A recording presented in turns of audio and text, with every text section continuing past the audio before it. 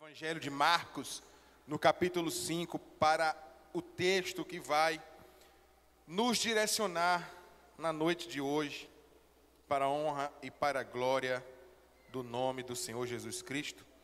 Evangelho de Marcos,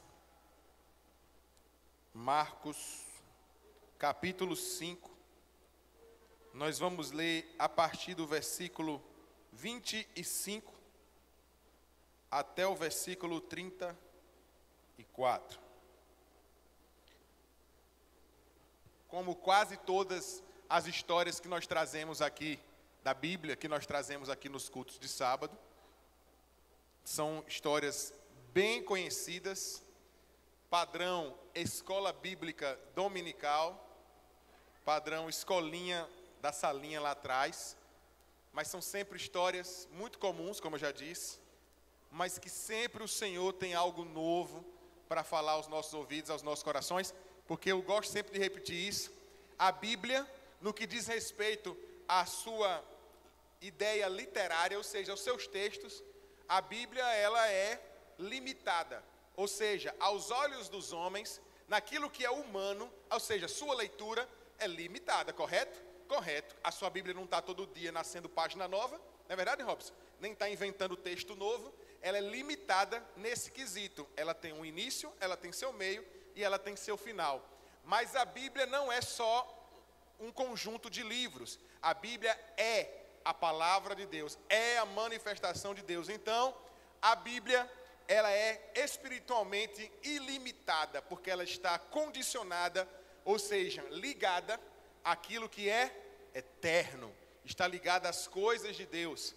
Então você pode ler a história de Davi e Golias hoje, a história de Davi e Golias amanhã, a história de Davi e Golias ano que vem, daqui a 10 anos, o Senhor sempre poderá te trazer algo diferente na experiência com aquela leitura, amém?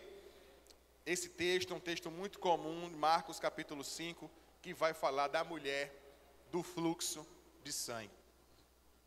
Marcos capítulo 5, versículo 25, diz assim: certa mulher que havia 12 anos, que tinha um fluxo de sangue, que havia padecido muito com muitos médicos, e despendido tudo quanto tinha, nada lhe aproveitando isso, antes indo a pior, ouvindo falar de Jesus, veio por detrás entre a multidão, e tocou na sua veste, porque dizia, quero que vocês guardem o versículo 28. Se tão somente tocar nas suas vestes, sararei. E logo se lhe secou a fonte do seu sangue, e sentiu no seu corpo estar já curada daquele mal. Logo Jesus, conhecendo que poder de si mesmo saíra, voltou-se para a multidão e disse: quem tocou as minhas vestes? Disseram-lhe os seus discípulos: vês que a multidão te aperta e dizes: quem me tocou? E ele olhava em redor para ver a quem isto fizera. Então a mulher, que sabia o que lhe tinha acontecido, temendo e tremendo, aproximou-se, prostrou-se diante dele e disse-lhe toda a verdade. E ele lhe disse: filha, a tua fé te salvou, vá em paz e ser curada deste teu mal. Amém? Amém, igreja? Senhor Deus, amado Pai, vem abrir o nosso entendimento para a tua palavra, para aquilo que vem da tua boa vontade, chegar aos nossos corações, ao nosso entendimento, conforme tu desejas, para a noite de hoje. Amém. Queridos, essa história da mulher do fluxo de sangue, ela nos ensina sobre o poder da fé. Repita isso comigo: poder da fé. Ela não apenas acreditou naquilo que as pessoas simplesmente diziam. Quando a Bíblia vai falar, quando a Bíblia vai dar referência sobre quem era Jesus, a gente começa a entender que as multidões, presta atenção, as multidões se moviam procurando por esse Jesus. Jesus já era o quê? Famoso. Mas Jesus não era famoso entre os crentes da época, os pastores da época, que na época não tinha isso, mas tinha os líderes religiosos. Mas trazendo para o nosso contexto, Jesus não era famoso entre os pastores da época, entre os grandes cantores da época, os líderes religiosos da época. Jesus era famoso entre aqueles que padeciam, entre aqueles que sofriam, aqueles que sabiam das suas próprias angústias. A Bíblia vai apontar por diversas vezes que Cristo veio para os doentes. Ah, então Cristo não veio para os sãos? Não. Jesus não veio para os sãos, não veio para os perfeitos. Jesus veio para os doentes, para os imperfeitos. Então ele não veio para os perfeitos, não. Só que aí que está, ninguém é perfeito. Ninguém está são, se não conhece a Cristo ainda. A questão então é, Jesus veio para aqueles que se reconhecem imperfeitos, para aqueles que se perceberam doentes, e encontraram e entenderam que um caminho de cura, de libertação, de milagres, de salvação genuína, só é possível por meio de Jesus Cristo. Para estes, foi para quem Jesus de fato veio. Mas aquela mulher, ela agiu com uma determinação que nós podemos perceber no versículo 28, que eu pedi para vocês guardarem no coração de vocês, porque ela dizia que se tão somente eu tocar nas suas vestes, eu sararei. Algumas pessoas e algumas igrejas e denominações têm ensinado a fé pela fé. É como se existisse o poder de Deus e existisse o poder da fé. Que a fé pela fé cura. A fé pela fé te leva a caminhos milagrosos. Esse é um princípio perigoso. Nós sabemos que em termos humanos, muitas coisas de fato podem acontecer com o seu corpo, só pelo fato de você estimular um credo em si mesmo. Eu não sei se vocês já viram diversas histórias e relatos de mães em que seus filhos estavam em situação de perigo e essas mulheres demonstraram comportamentos de força sobre-humana. Tem histórias até de mulher levantando carros para tirar seus filhos que ficaram presos embaixo de carro. Mulheres que mal conseguem levantar um galão de água para botar num bebedouro, estava levantando um carro para poder tirar uma criança. Pode ser um milagre? Pode, mas a neurociência até consegue em alguma forma explicar isso. Que existem diversas liberações dentro do corpo humano, que são feitas por conta da adrenalina e por conta de toda a angústia e desespero que é gerada ali. O corpo libera substâncias que lhe condicionam a realizar aquele tipo de tarefa. A gente sente isso. Quando a gente está em alguma situação, a gente toma coragem, que às vezes a gente não sabe de onde veio. Porque o corpo humano é uma máquina incrível. Mas só queria lembrar que o corpo humano foi criado por Deus. Então tudo que um corpo é capaz de fazer, é porque Deus preparou para este corpo fazer. Mesmo que seja hormônio, substância, força, estímulo neural, o que for. Deus foi quem criou e projetou o homem. Tudo que o homem é capaz de fazer é porque é plano e parte desse projeto de Deus. Mas a gente tem que entender que pode ser que por meio da sua força, da sua vontade, algumas coisas de fato se realizem. Mas, queridos, não existe fé pela fé, ou fé na fé. Fé na fé não existe. A fé que realmente move o crente é a fé em Cristo. Essa mulher, no versículo 28, afirmou: se tão somente tocar nas suas vestes, serei curada, sararei. Essa mulher acreditava na sua própria capacidade de crer? Não. Essa mulher acreditava na roupa de Jesus? Não. Às vezes o ser humano ele é tão frágil que ele fica cego para o óbvio e consegue dar valor a coisas superficiais. Quantas pessoas a gente não percebe, até em outros credos, outros tipos de religião, ou às vezes até irmãos nossos, que acreditam no poder de objetos. A pessoa tocou no vestido de Jesus, foi curada, nas vestes de Jesus, então é porque a veste um poder. Eu quero um pedaço desse pano. Não. Por que aquela mulher foi curada? Porque a sua fé estava inclinada na pessoa de Cristo.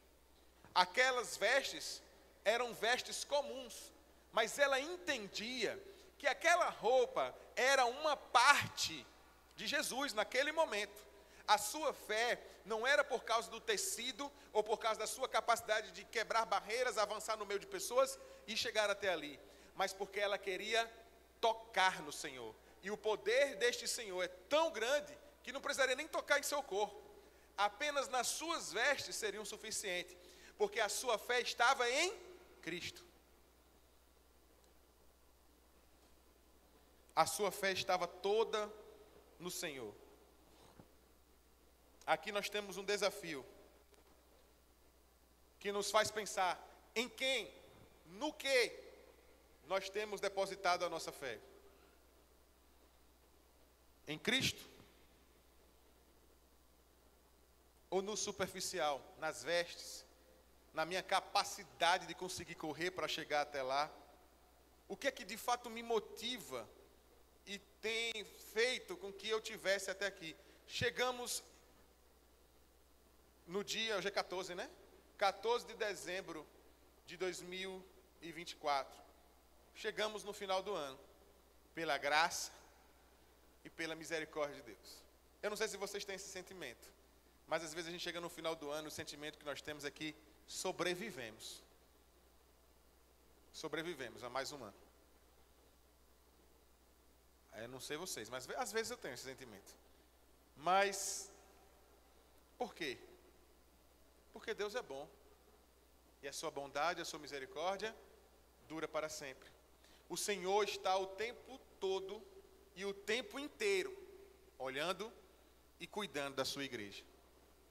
Queridos, parece às vezes que o Senhor está longe, mas não está. Exercite a sua fé em Cristo Jesus. No dia difícil, mas também no dia fácil, mas o tempo todo, verbalize, oralize, ore, fale, declare com a sua voz que o quanto Deus é bom e o quanto as misericórdias do Senhor têm lhe acompanhado. Fale isso todas as manhãs, que a sua fome pelo pão de queijo, pelo pão com presunto e mortadela, sei lá, no início do dia, seja uma fome inferior à sua fome por Deus. Que a sua primeira vontade, o seu anseio de manhã, seja agradecer ao Senhor pelo início do seu dia. Que ao dormir, a sua primeira preocupação não seja em preparar o quarto, deixar tudo certinho, mas preparar o quarto, para preparar o seu espírito para uma noite de sono, agradecendo ao Senhor pelas coisas que aconteceram ali. Ah, mas o dia foi ruim, mas você está ali, firme, sobrevivendo para este mundo, mas vivendo em espírito e em verdade. Nós sobrevivemos neste mundo, mas em Cristo nós vivemos, porque Ele nos deu mais do que vida, nos deu vida em abundância. Quem anda com vida em abundância não sobrevive, vive abundantemente. Que a gente tenha essa certeza. Por mais que esse sentimento nos tome, que é um sentimento dessa nossa experiência com o mundo, e é um sentimento real, nós somos gente. Nós somos pessoas. Pessoas sofrem, choram, se cansam, adormecem, falecem. Mas as pessoas, essa é a parte física, mas há uma parte em nós que precisa ser exercitada. A nossa fé. Eu já contei isso aqui em uma outra oportunidade, mas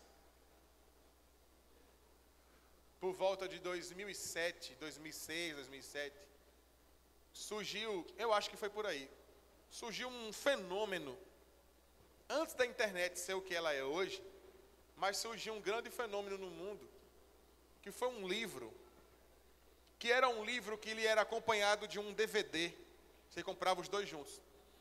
Esse DVD tinha um documentário de relatos, tinha um livro que ensinava a filosofia, o conceito da coisa, e um DVD que as pessoas davam seus testemunhos.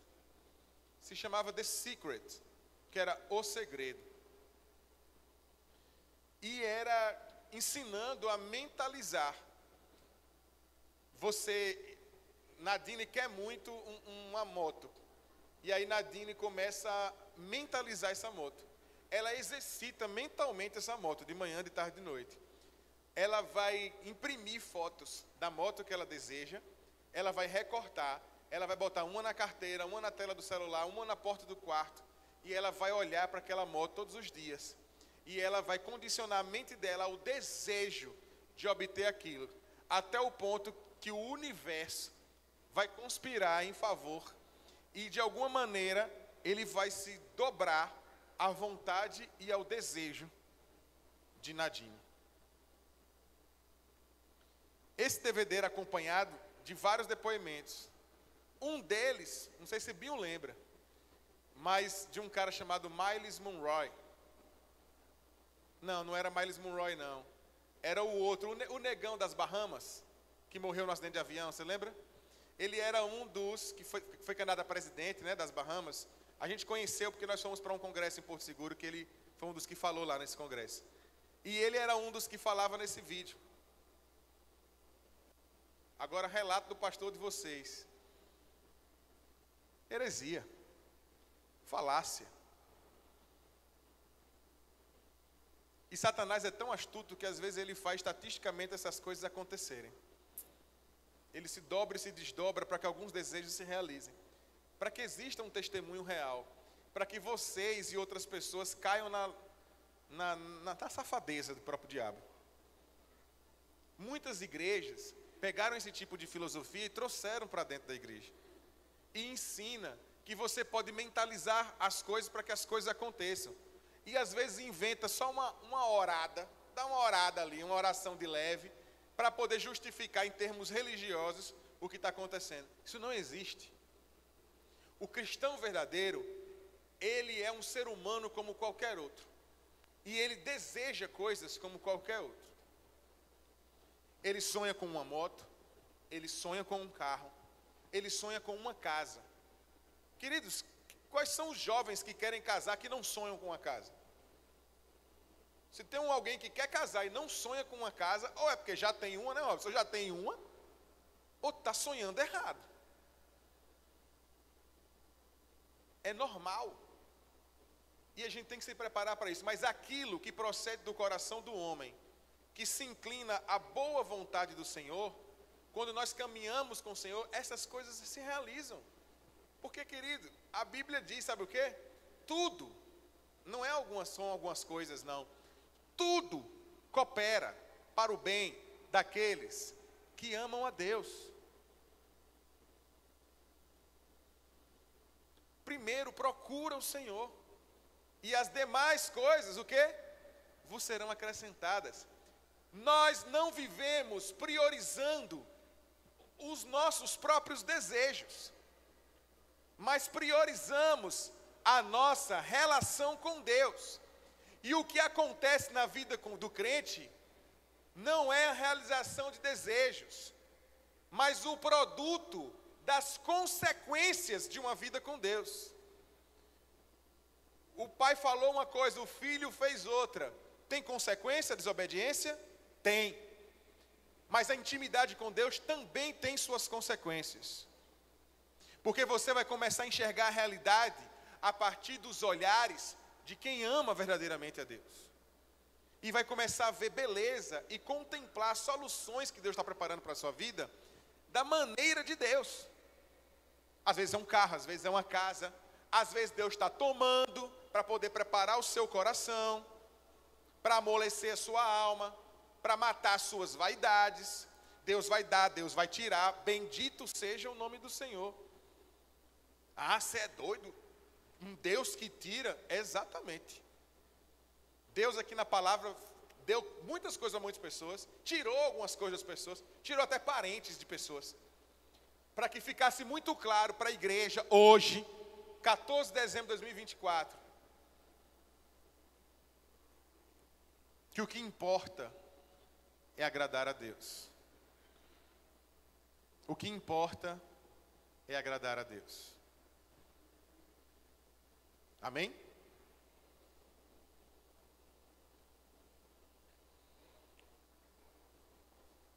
Queridos, voltando para o texto, os primeiros 2 versículos, versículo 25 e 26, vai nos relatar que essa mulher, ela tinha 12 anos. Quantos anos? Não era de idade, era 12 anos de sofrimento com esse fluxo de sangue. A Bíblia também vai afirmar nesses textos, nesse pedaço do texto, que essa mulher gastou o que tinha e o que não tinha com os médicos. Mesmo gastando tudo, aquilo que os homens podiam realizar na vida dessa mulher não era o suficiente. Porque o texto nos faz entender que essa mulher gastava muito e a sua condição só piorava. A perfeição do que o Senhor está falando com a igreja através desse texto é justamente que Deus muitas vezes usa a força dos homens para solucionar os problemas dos seus santos. Às vezes Deus não solucionou um problema de saúde seu porque Ele lhe deu condição de ir até o médico e resolver um problema? Sim. Mas existem situações que só vão se realizar se tivermos o esforço de crer e tentar tocar nas vestes do Senhor.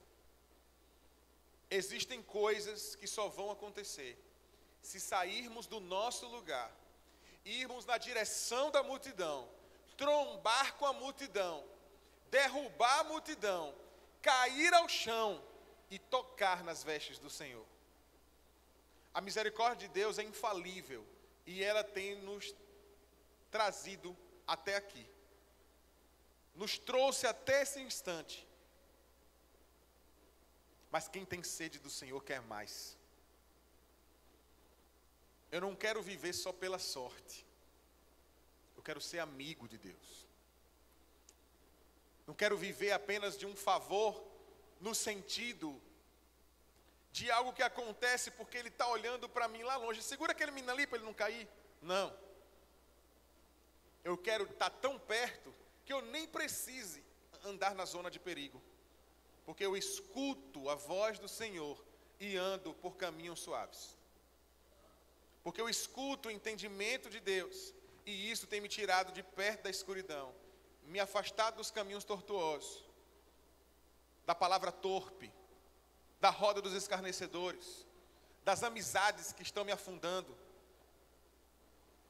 Uma grande característica, querido, que você está alcançando um nível de santidade, de fato, é quando você percebe que a sua roda de amizade está mudando. Isso não é só sobre os amigos do mundo, não, viu? Da igreja. Tem vozes dentro da igreja que são cancerosas. E eu não estou falando, não é indireta, nem para ninguém específico, porque às vezes é um tipo de palavra que fica um sentimento de que é alguma coisa específica. Mas isso é em qualquer igreja, desde que o mundo é mundo, em família, em escola, na rua. Mas igreja, a gente sabe que também acontece. E às vezes acontece até um pouquinho mais, não porque tem só gente imunda na igreja, mas é porque tem gente que as feridas estão sendo tocadas, e ferida sendo tocada dói, e machuca, e quando dói, a gente grita, e às vezes a gente fala o que não deve.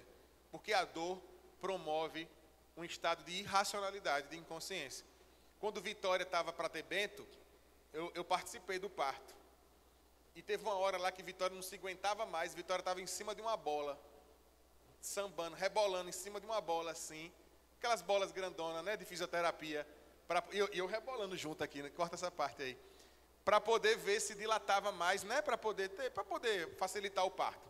E ela já estava angustiada, nervosa. Aí o bonito aqui, querendo romantizar o momento, achando que tudo é igual cena de filme e de dorama. Aí eu peguei, que na época nem existia esse negócio de dorama, né? Aí eu peguei e comecei a cantar uma música para ela lá. Aí ela, cala a boca agora não! Na frente de umas 2 enfermeiras da obstetra que estava preparando, ficou todo mundo fingindo que não ouviu nada. Aí eu, tá bom. Fiquei todo acuado na minha, mas sabe por quê? ela falou, ela foi grossa comigo? Foi. A grosso modo, se eu for olhar de longe, ela errou? Errou. Com base no que eu estava falando. Mas se justifica o contexto? Ela estava sentindo dores. Talvez as dores que ela nunca tenha sentido na vida dela, ela estava sentindo naquele momento. Igreja, às vezes toca em áreas dos nossos traumas, das nossas almas, que está promovendo dores, que o mundo lá fora estava entorpecendo você, fingindo que esses problemas não existiam, e você estava anestesiado pelo pecado e pela iniquidade, e não sentiam essas dores. Quando a vida com o Senhor está lhe propondo santidade, está lhe desnudando, rasgando e abrindo as suas feridas, para que aquilo seja tocado e seja sarado, é natural que algumas pessoas sintam essas dores e às vezes falem o que não deve. Às vezes errem na medida da opinião. Às vezes até no cuidado, se torna um cuidado excessivo, que está sufocando quem está perto. Isso é igreja. Seja bem-vindo. A grande arte e beleza de sofrer sendo igreja. Mas, querido, é muito melhor aqui do que lá fora. E esse processo todo é um processo que a gente precisa tomar bastante cuidado. Porque a gente precisa cuidar uns dos outros, a gente precisa se zelar, mas a gente precisa tomar muito cuidado com quem está perto da gente. Porque às vezes essas pessoas feridas, elas estão exalando comportamentos que também me machucam, eu como pessoa vulnerável também. Sou ser humano, também posso ouvir às vezes o que não devo e reproduzir de uma maneira que devo menos ainda. Então, vigie, fale o que tem que falar para as pessoas certas, converse o que tem que conversar com as pessoas certas. Cuidado com quem você está falando da sua vida, cuidado com quem você está falando do seu casamento, cuidado com quem você está falando dos seus relacionamentos. Cuidado, jovens, com quem vocês estão falando sobre as suas preferências, sobre suas angústias e seus segredos mais secretos. Cuidado. Porque tem gente que está perto da gente e não percebe, às vezes não faz por mal, mas está destruindo a gente. Cuidado. Essa mulher, mais uma vez, padecendo, estava procurando pelas pessoas que todos diziam, são essas pessoas que vão lhe ajudar. Ela estava dando tudo o que tinha, e médico nenhum mais ajudava essa mulher. Não havia mais nenhum fazer humano que pudesse trazer para ela vida. E ela continuava tendo o seu fluxo de sangue. A gente, às vezes, ainda está padecendo e sangrando por falta de fé. Porque ainda não corremos para tocar nas vestes do Senhor. Porque ainda achamos que o braço amigo, que a voz humana é suficiente para me tirar do buraco. Que 2025 seja um ano de maturidade, um ano de ouvidos sensíveis à voz do Senhor, de decisões mais inteligentes, decisões mais sábias. Quem toma posse disso? Amém. Glória a Deus. Na sequência, como nós já falamos, aquela mulher, ela tem algo que acontece na busca daquela mulher pelo toque no Senhor, que me chama muito a atenção. Aquela mulher, ela sobe num pedestal, o texto vai dizer que ela sobe num pedestal e grita, chamando a atenção de todos, né, que estavam ali. Fala isso no texto? Não. Aquela mulher, ela não procurou em nenhum momento por algo de destaque. Ela não procurou ser notada. A aflição, ela percebeu que ela chegou num nível que ela não tinha mais o que ser feito em relação aos homens. Ela chegou num nível que não importava mais a opinião das pessoas. O texto leva a entender que era uma mulher que tinha suas posses, que carregava alguma posição. Aquilo roubou tanto a dignidade dela, que eu não sei se vocês já perceberam isso no texto, ou já aprenderam, já leram sobre isso. As pessoas que sangravam, igreja, eram pessoas impuras.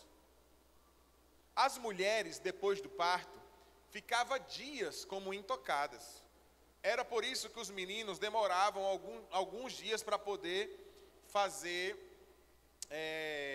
a circuncisão. Porque como eles ainda estavam vinculados às suas mães, eles não podiam ir à igreja, porque eles ainda eram impuros também.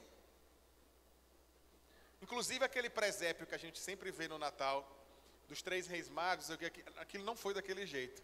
Não tem nenhuma condição dos 3 reis magos estarem ali naquela época. Primeiro, que não recebia ninguém. Segundo, que a estrela que eles avistaram não aparecia naquela época. Então é provável que Jesus já estava crescidinho. Não crescidinho de andar, correr, mas já não era mais um recém-nascido. Então não é uma cena que descreve o mesmo momento. É porque a Bíblia às vezes conta as coisas numa linha tão reta que dá a impressão de fato que está tudo acontecendo ao mesmo tempo ali e tudo.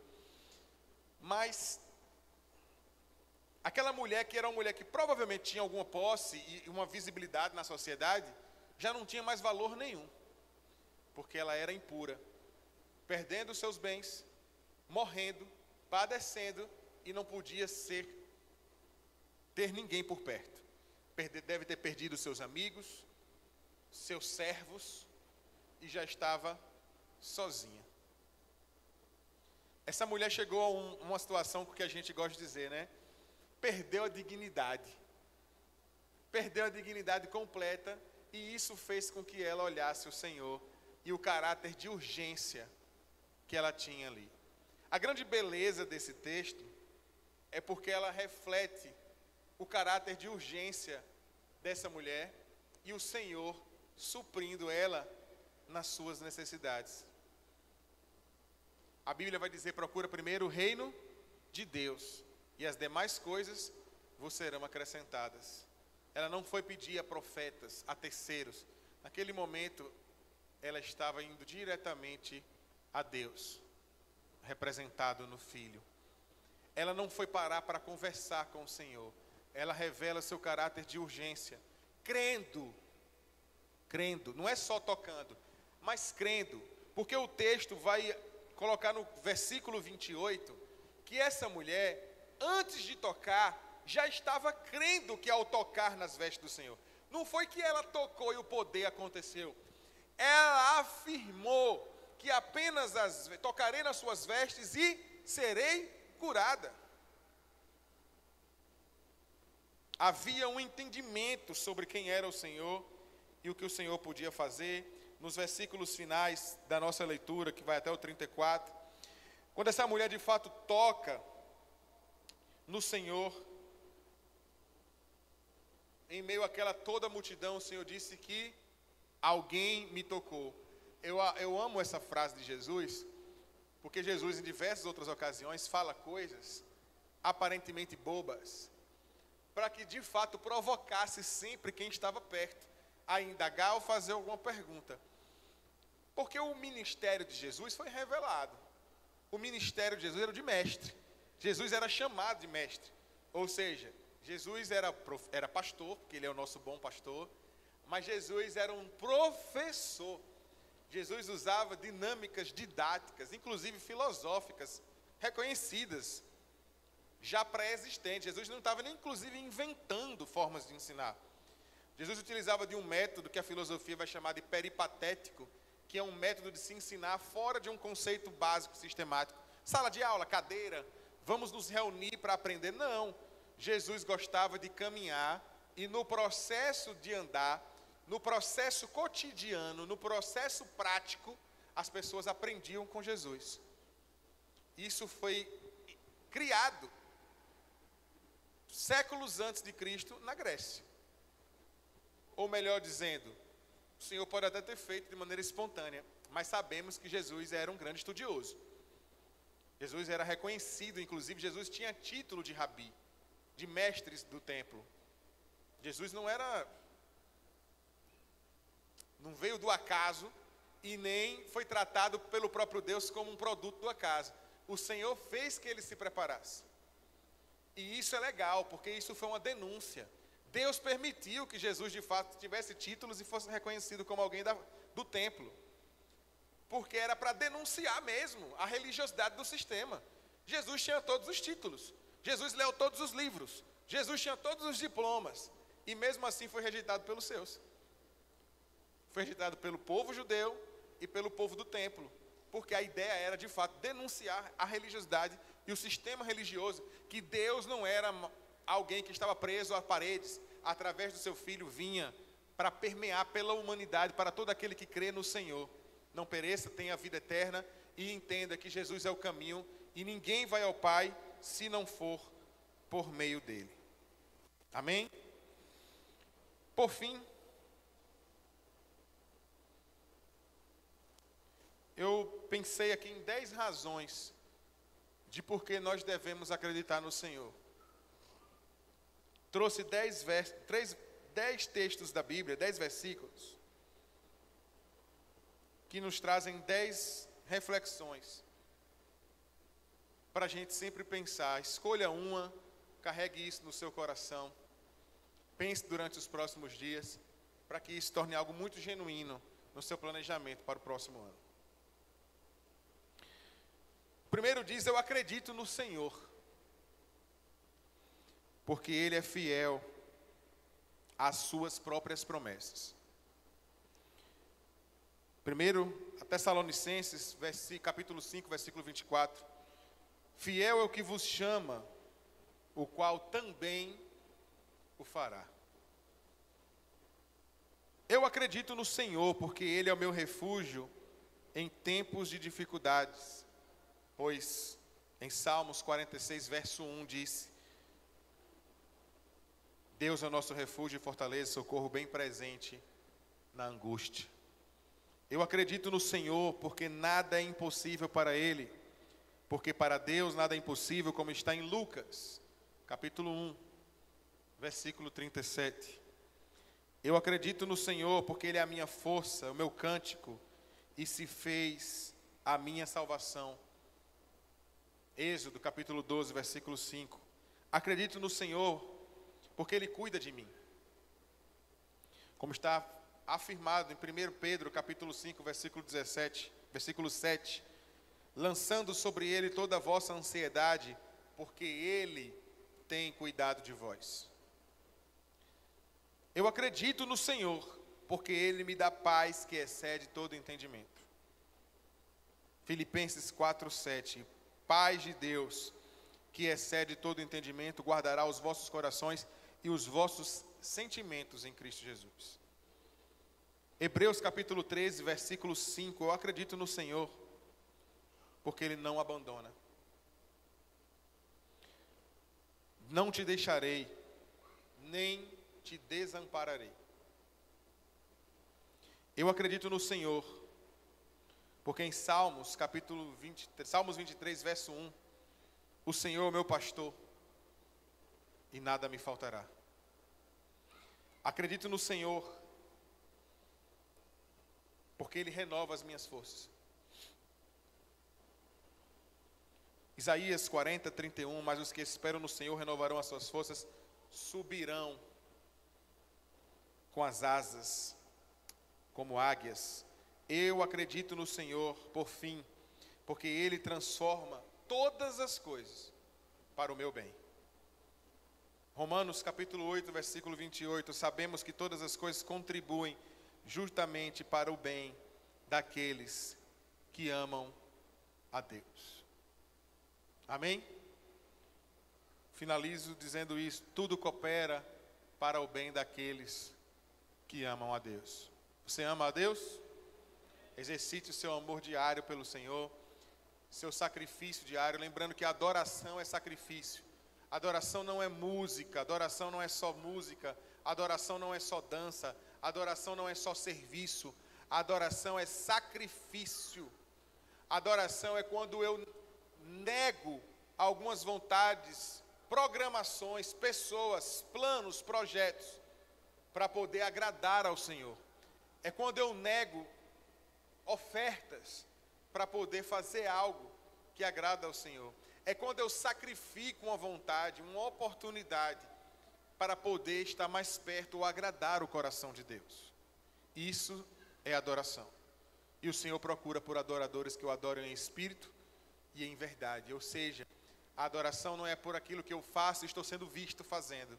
A adoração procede de um lugar muito interno, interior, que só o Senhor está vendo. Eu posso tocar da maneira mais linda. Eu posso cantar de uma forma que ninguém vai negar que o que eu estou fazendo está bem feito. Eu posso fazer um serviço que está todo mundo elogiando. Mas o que vai importar de fato é o sentimento genuíno que está ligado a isso. Que está lá dentro, onde ninguém vê, só o Senhor. Amém?